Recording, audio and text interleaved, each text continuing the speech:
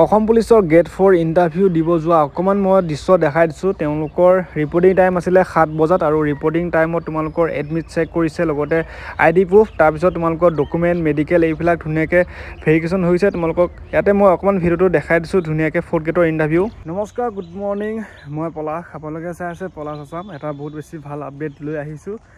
যোনসকলে অসম পুলিচৰ আৰু আছাম কমাণ্ডো বেটেলিয়ন লগতে DGCD 4th গেটত এপ্লাই কৰিছিলে, তোমালোকে হয়তো গম পাইছা। কুকমেন, বাৰবাৰ, চুইপাৰ, চাফাই কৰ্মচাৰী সেইবিলাকৰ আমাৰ ভেকেঞ্চি প্ৰকাশ পাইছিলে আৰু তোমালোকে তাত যদি এপ্লাই কৰিছা, তোমালোকৰ যোৱাকালিৰ পৰা অৰ্থাৎ আজি যিহেতু 6 তাৰিখ, আজি ফেব্ৰুৱাৰী 6 তাৰিখ, যোৱাকালি আছে 5 তাৰিখ। 5 তাৰিখৰ পৰা তোমালোকৰ PST লগতে TPT আৰম্ভ হৈ গৈছে আৰু যোৱাকালি মই এটা ভিডিঅ' দিছোঁ আৰু তাৰ আগতেও দিছোঁ তোমালোকক কেনেকুৱা ধৰণৰ মানে ভাইভা যিটো TPT টেষ্ট হ'ব, লগতে মেডিকেল কেনেকুৱা ধৰণৰ ডকুমেণ্ট, তাৰ ওপৰত মই ভিডিঅ' দুই তিনিটা দিছোঁ। তোমালোকে মোৰ চেনেলত চাব পাৰিবা, পলাশ আছাম ইউটিউব চেনেলটো। আৰু যদি তোমালোকে 4th গেটত এপ্লাই কৰিছা, তোমালোকৰ এই ভিডিঅ'টো বিশেষ আপডেট হ'বলৈ গৈ আছে। যোৱাকালিৰ পৰা ষ্টাৰ্ট হৈ গৈছে। মই সুধিছিলোঁ তাত কেনেকুৱা ধৰণৰ কি হৈছে আৰু সেয়েহে তাৰে অকণমান আপডেট দিব চেষ্টা কৰোঁ। প্ৰথমে তোমালোকক যিহেতু যোৱাকালিৰ পৰা মই কৈছোঁ, যোৱাকালি তোমালোকক প্ৰথমে এডমিট যোনখন তোমালোকৰ এপ্লাই কৰাৰ পিছত যোনখন এডমিট আহিছে, তোমালোকৰ এডমিট ইণ্টাৰভিউ চেণ্টাৰ লগতে ইণ্টাৰভিউ ডেট, সেই এডমিটখন চেক কৰিছে আৰু লগতে এডমিটৰ লগতে এটা আইডি প্ৰুফ, হয় তোমালোকৰ আধাৰ কাৰ্ড নহ'লে ভোটাৰ কাৰ্ড, এনেকৈ আইডি প্ৰুফ এটা লগতে এডমিট কাৰ্ডখন প্ৰথমে চেক কৰিছে। তাৰপিছত ধুনীয়াকৈ বহাই থৈছে আৰু বহাই পেলাই তেওঁলোকক এটা মেডিকেল টেষ্ট কৰিছে, য'ত তোমালোকৰ হাইটটো জুখিছে আৰু লগতে এই বডি চেষ্টটো জুখিছে ল'ৰাসকলৰ কাৰণে।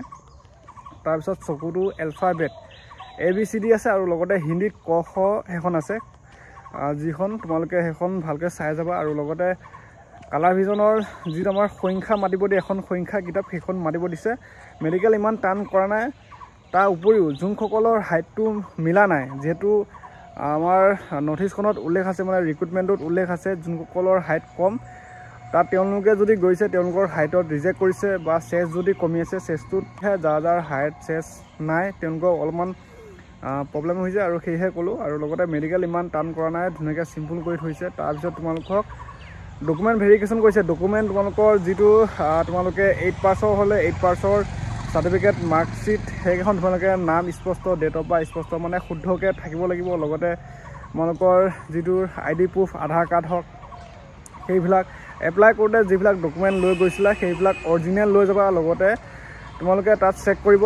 তাৰপৰা চেক কৰাৰ পিছত যদি ডকুমেণ্ট ক্লিয়াৰ থাকে বা মেডিকেল যদি ক্লিয়াৰ হয়, তোমালোকক তেতিয়াহে TPT টেষ্ট দিবলৈ মাতিব। আৰু এতিয়া TPT টেষ্ট তোমালোকক চিম্পুলকৈ সুধিছে। তোমালোকৰ প্ৰথমে তোমাৰ পৰিচয়টো সুধিছে, ধুনীয়াকৈ ক'ব পাৰিব লাগিব তোমাৰ পৰিচয়টো, আৰু পৰিচয়টো মানে ধুনীয়াকৈ বুজাই মেলি ক'লে তাতো এটা নম্বৰ থাকে। লগতে তাৰপিছতে তোমালোকক কিছুমান GK কুৱেশ্যন সুধিছে, অসমৰ জাতীয় সংগীত বা ৰাষ্ট্ৰীয় সংগীত, লগতে অসমৰ ৰাজধানী কি, বৰ্তমান অসমত কিমানখন জিলা আছে, সেইবিলাক GK সুধিছে। আৰু লগতে তেওঁলোকে কুকত যদি এক্সপিৰিয়েঞ্চ থকা আছে, কুকৰ বিষয়ে সুধিছে।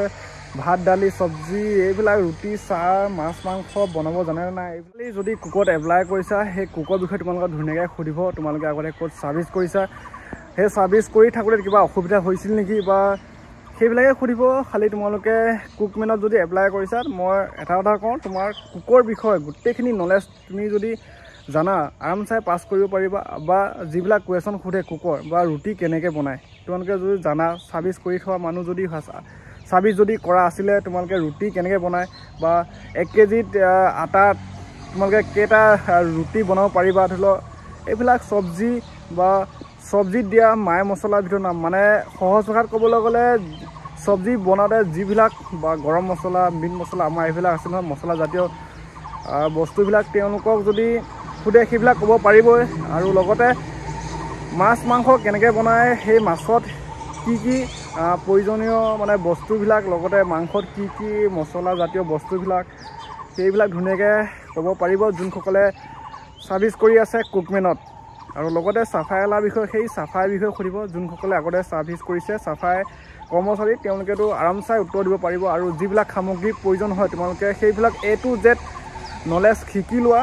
আৰু লগতে বিশেষকৈ এইবাৰ জিকে 2-3টা প্ৰত্যেককে সুধিছে, প্ৰত্যেক কেণ্ডিডেট মানে জিকে প্ৰশ্ন সুধিছে। অসমৰ বৰ্তমান জিলা কেইখন তোমালোকে জানা, 35খন। লগতে অসমৰ ৰাজধানী কি, দিছপুৰ, সেইবিলাক কুৱেশ্যন সুধিছে। লগতে জাতীয় সংগীত, ৰাষ্ট্ৰীয় সংগীত, এইবিলাক তোমালোকে চাই যাবা। A to Z মানে জিকে কুৱেশ্যন সুধিছে আৰু মই যিবিলাক আপডেট পাইছোঁ সেইবিলাক মই শ্বেয়াৰ কৰিম। লগতে যদি পলাশ আছাম ইউটিউব চেনেলটো প্ৰথম চাই আছা, ছাবস্ক্ৰাইব কৰি ল'বা, তেতিয়া এই ধৰণৰ চাকৰি খবৰ বাতৰি পাই থাকিবা। লগতে যিহেতু এবাৰ গ্ৰেড 4ৰ ইণ্টাৰভিউ প্ৰায় 1 মাহ প্লাছ চলিব, মই সেইবিলাক আপডেট দি থাকিম। মই যিহেতু তালৈ যোৱা নাই বৰ্তমান, তালৈ গ'লে মই ধুনীয়াকৈ ভিডিঅ' দিব চেষ্টা কৰিমেই। আৰু যদি মই লগৰ কেইজন আকৌ কাক কেনেকৈ পাৰোঁ মই সুধিম, কি সুধিছে তেওঁলোকক। বা ৱাটাৰ কেৰিয়াৰ, আৰু ৱাটাৰ কেৰিয়াৰ বিষয়ে পানী তুমি কেই লিটাৰ পানী অকলে দাঙিব পাৰিবা বা অকলে নিব পাৰিবা, সেইটো এনেকৈ সুধিছে বোলে। ৱাটাৰ কেৰিয়াৰ তুমি অকলে কিমান লিটাৰ পানী দাঙিব পাৰিবা? তুমি নৰ্মেল 40 লিটাৰ বা 50 লিটাৰ সেনেকৈ দাঙিব পাৰিম বুলি ক'লে তোমালোকে হয়তো ভুল নহ'ব। আৰু সেয়েহে কুকমেনৰ সেই কুকৰ বিষয়ে, ৱাটাৰ কেৰিয়াৰ চাফাই কৰ্মচাৰী চাফাইৰ বিষয়ে সুধিছে। বিশেষ একো সোধা নাই, খালী মুঠতে মেডিকেলটো অকণমান টান কৰিছে, যোনসকলৰ হাইটটো নাই, চেষ্টটো নাই। লগতে জিকে প্ৰশ্ন তোমালোকক 2-3টা সুধিব, যদি উত্তৰ দিব পাৰা ধুনীয়া কথা, ভাল কথা। মানে পাছ কৰা নম্বৰ যিহেতু 50ৰ ভিতৰত 33, সেয়েহে পাছ কৰি যাবা। আৰু জিকে পৰাপক্ষত তোমালোকে চাই থাকা আৰু নিজৰ এক্সপিৰিয়েঞ্চ থকাৰ ওপৰত বিশেষকৈ চাই লোৱা। আৰু লগতে এক্সপিৰিয়েঞ্চ চাৰ্টিফিকেটখন তোমালোকে কেইবছৰ ছাৰ্ভিচ কৰিছা তাৰ ওপৰত ধুনীয়াকৈ চাই যাবা। আৰু আজিলৈ আছিলে ইমানে ভিডিঅ'টো, মই নেক্সট ভিডিঅ' লৈ আহিম। ভিডিঅ'টো ইমান দীঘল নকৰোঁ। আৰু যদি কোনোবা কুকমেনত এপ্লাই কৰিছা, কুকৰ বিষয়ে ধুনীয়াকৈ চাই যোৱা দেই। বাৰে নকওঁ মই, কুকৰ বিষয়ে ধুনীয়াকৈ চাই যোৱা। সুধিবই, যিকোনো প্ৰশ্ন সুধিব কুকৰ বিষয়ে, চাফাইৰ বিষয়ে সুধিব। আৰু লগতে ৱাটাৰ কেৰিয়াৰ, বাৰ এইবিলাক তোমালোকে চালি নিজৰ এক্সপিৰিয়েঞ্চটো ভালকৈ ক'ব জানিব লাগিব। যদি প্ৰকৃততে ছাৰ্ভিচ কৰি আছা জানিবা, যদি ছাৰ্ভিচ কৰা নাই তেতিয়াতো কোনে জানিব, কোনো নাজানে। সেয়েহে আপডেটটো দিব চেষ্টা কৰিলোঁ।